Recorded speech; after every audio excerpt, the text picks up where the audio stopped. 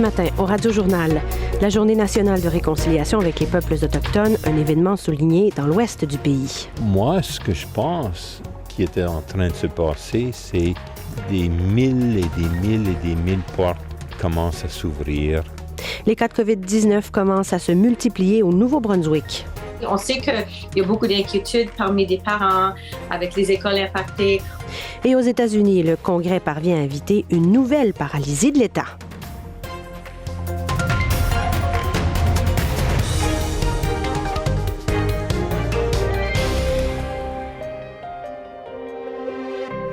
Bonjour, ici Marie-Christine Bouillon.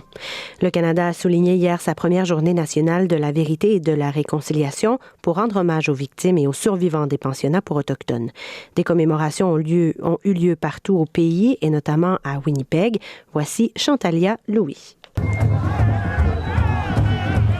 Ils étaient une centaine, adultes comme enfants, à se réunir devant la cathédrale de Saint-Boniface pour rendre hommage aux enfants décédés dans les pensionnats pour Autochtones à travers le pays. Prières et cérémonies de la fumée pour les honorer. L'archevêque de l'archidiocèse de Saint-Boniface, Monseigneur Albert Legatte, était aussi présent. Moi, ce que je pense qui était en train de se passer, c'est des mille et des mille et des mille portes commencent à s'ouvrir. Après cette première cérémonie, une marche, ensemble, en direction du Musée canadien des droits de la personne. Ils y rejoignent une foule encore plus grande, toute teintée de orange. Sur place, l'émotion était palpable. Rose Mockman est une survivante de la rafle des années 60. I'm overjoyed and very honored, very humbled. Leanne James, survivante des pensionnats de deuxième génération, suivait la marche de sa voiture, souvent en pleurs. Very emotional, very emotional. Le chef du nouveau Parti démocratique du Manitoba, Wab Kinew, était présent.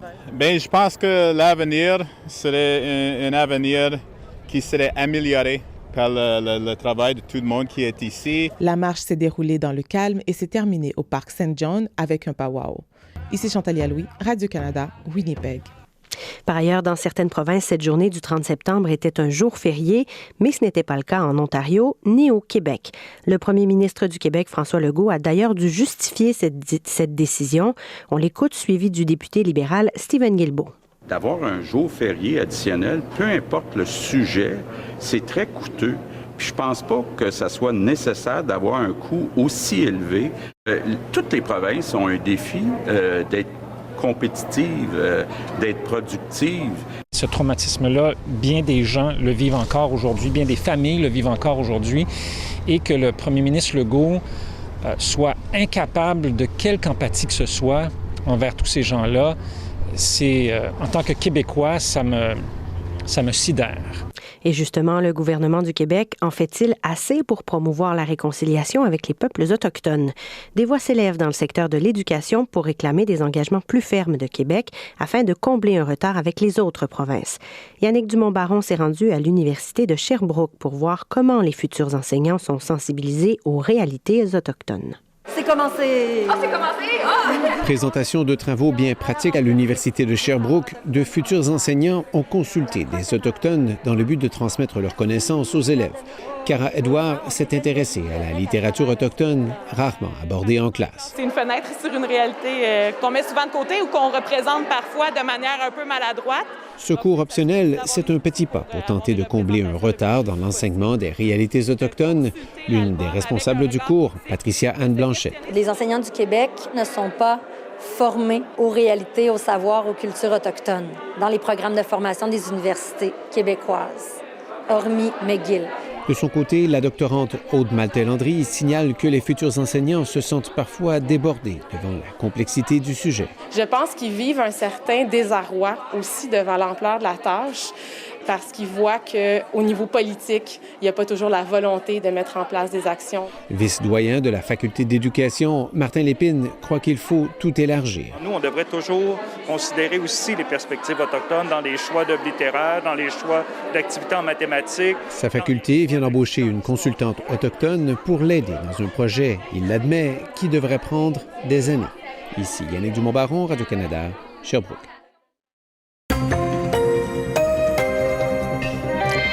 Au Au Nouveau-Brunswick, maintenant, le nombre de personnes infectées par la COVID-19 ne cesse d'augmenter.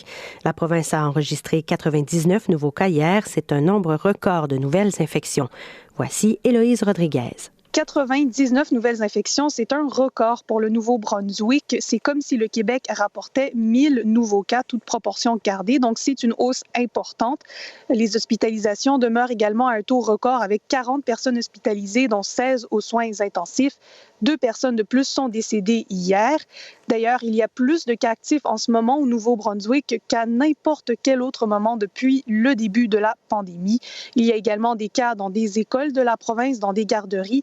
Donc, la médecin hygiéniste en chef de la province du Nouveau-Brunswick, donc la Dr. Jennifer Russell, reconnaît que c'est une situation préoccupante. On sait qu'il y a beaucoup d'inquiétudes parmi les parents avec les écoles impactées. On sait qu'il y a beaucoup d'inquiétudes aussi et concerns avec le système de santé et tous les employés qui sont impactés à ce moment-ci. Elle dit que pour le moment, les hôpitaux de la province peuvent encore gérer la situation, mais ça pourrait changer si le nombre de cas et le nombre d'hospitalisations continuent d'augmenter. Donc, pour le moment, on maintient le statu quo, mais elle ne ferme pas la porte au fait d'imposer plus de restrictions si la tendance se maintient. C'était Héloïse Rodriguez. La Cour suprême du Canada doit se prononcer sur la décision de Doug Ford de réduire de moitié la taille du conseil municipal de Toronto. Le premier ministre ontarien a fait passer de 47 à 25 le nombre d'élus en 2018. La ville de Toronto s'est opposée à cette réduction en évoquant une atteinte à la démocratie. La mesure avait été promulguée en pleine campagne électorale et sans aucune consultation. La ville avait remporté une première victoire en Cour supérieure de l'Ontario avant de perdre devant la Cour d'appel de la province.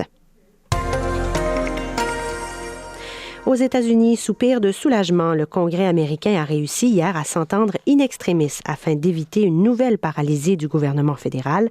Voici le compte-rendu de Karine Matheux. Pour le moment, les activités gouvernementales se poursuivent. Joe Biden a signé à minuit une loi qui prolonge le budget actuel jusqu'au 3 décembre. Une paralysie aurait voulu dire qu'on arrête de financer les services et que les fonctionnaires fédéraux ne sont plus payés. Cette situation a été évitée, mais tout n'est pas réglé. Hier, on a reporté le vote sur le plan d'investissement en infrastructure de 1 200 milliards de dollars du président américain. Les discussions se poursuivent aujourd'hui en raison des divisions à l'intérieur du Parti démocrate. L'aile gauche du parti et les plus centristes ne s'entendent pas sur le volet social du plan qui, lui, est d'un montant de 3 500 milliards de dollars. Les parlementaires doivent aussi déjouer une menace de défaut de paiement de la dette. À partir du 18 octobre, il y a un risque que les États-Unis ne puissent plus honorer leurs paiements si le plafond de la dette n'est pas relevé. Mais le Congrès est divisé. Les républicains élient la question de la dette au programme de Joe Biden, dont le coût est exorbitant à leurs yeux.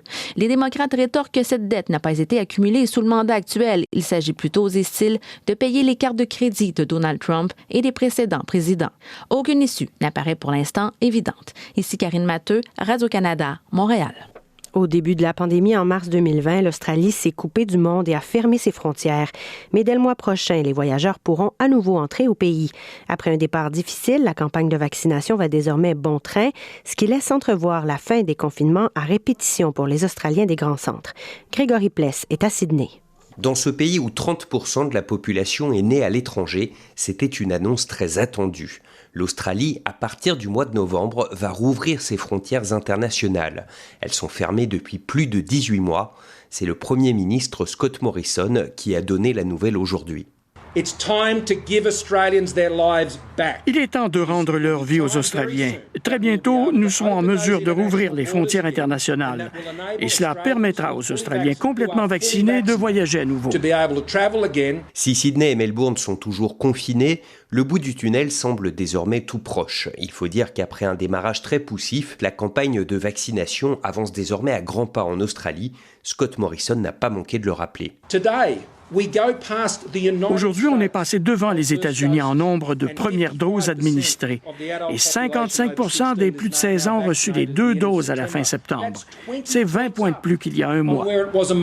En arrivant en Australie, ceux qui viennent de l'étranger continueront à être soumis à une quarantaine, mais sa durée va être réduite à 7 jours et surtout, elle pourrait être effectuée à domicile. Grégory Pless pour Radio-Canada, Sydney.